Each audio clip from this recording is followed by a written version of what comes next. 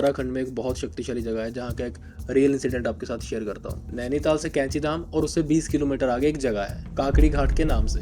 यहीं पर सोमवारी बाबा और नीम करोली बाबा का तप स्थान भी है। 1915 में जब ब्रिटिशर्स का एक अधिकारी कुछ इंडियन लोगों के साथ यहाँ छुट्टियां मनाने के लिए आया हुआ था, क्योंकि ये जगह बड़ी शांत और सुंदर है और एक आश्रम के साथ है और साथ में एक नदी बहती है, तो वो वहाँ पे मछली पकड़ने जाता है और एक भी मछली पूरे दिन में उसके हाथ नहीं लगती। और जब वो रात में सोता है तो वो बहुत सारी भूतिया पैरानॉर्मल चीज़ों को अनुभव करता है और उस सब से वो बहुत डर जाता है। सुबह उठ के वो बाकी लोगों से बात करता है तो साथ वाले जो इंडियन लोग उसके साथ आए थे तो वो उसे बताते हैं कि वो मछली पकड़ने चला गया, क्योंकि ये एक आश्रम है और यहाँ पे संत रहते हैं, तो इसलिए उससे भूल हो गई है, तो उसको जाके माफ़ी मांगनी चाहिए। तो वो ब्रिटिशर बहुत सी मिठाइयाँ लेके सोमवारी बाबा के पास जाता है और माफ़ी मांगता है। सोमवारी बाबा उसे बताते हैं कि जब वो मछलियाँ पकड़ रहा था तो यहाँ पर बहुत सारे नागा साधु और अघोरी बैठ के उसको गुस्से से देख रहे थे और उसको मारने की बात चल रही थी, क्योंकि अघोरी नागा साधु उनका स्वभाव ऐसा ही होता है। लेकिन सोमवारी बाबा ने उन अघोरी और नागा साधुओं को ज्ञान दिया और उन्हें गुस्सा करने से मना किया, जिससे कि उस ब्रिटिशर की जान बची। फिर सोमवारी बाबा ने ब्रिटिशर को वो जो मिठाइयाँ उनके लिए लेके आया था, उन्होंने वो मिठाइयाँ मछलियों को डालने के लिए बोल दिया, लेकिन उसके मिठाइयाँ पानी में डालने के बाद भी मछलियाँ सिर्फ आई और उसे सूंघकर चली गई। वो ये सब देख के बहुत हैरान हो गया। फिर वो वापस बाबा के पास आता है कि बाबा मछलियाँ मिठाइयाँ नहीं खा रही हैं। फिर बाबा उसे बताते हैं कि तुम लोग देश के लोगों पे राज करके